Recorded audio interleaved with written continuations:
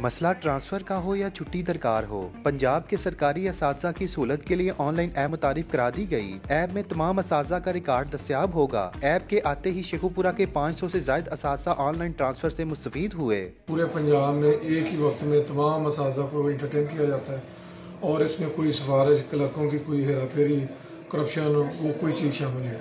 तमाम असातिज़ा को घर बैठे जो है वो ऑर्डर मिल रहे हैं ट्रांसफर के जरिए। स्कूल इंफॉर्मेशन सिस्टम में असातिज़ा की कारकर्दगी को मॉनिटर भी किया जा रहा है। तहम असातिज़ा सहूलियात के लिए मजीद इकदाम के मुंतजिर हैं। टीचर्स जब यहाँ पे रिटायर होकर जाते हैं तो मुख्तलिफ दफातर के उनको चक्कर लगाना पड़ते हैं, तो गवर्नमेंट को चाहिए कि इनका सबका टीचर्स का डाटा जो है वो वहाँ से उठा के तो इनको पेंशन की अदायगी के लिए इनकी सहूलत पैदा की जाए, ताकि वक्त की भी बचत हो सके और काम भी आसानी से दिया जा सके। स्कूल इंफॉर्मेशन सिस्टम में तमाम असातिज़ा को रजिस्टर्ड करके ID नंबर जनरेट कर दिए गए हैं, जिसकी बदौलत असातिज़ा को अब रिश्वत और दफातर के चक्करों से निजात मिल गई है। बिलाल अहमद अजान, डॉन न्यूज़, शेखुपुरा।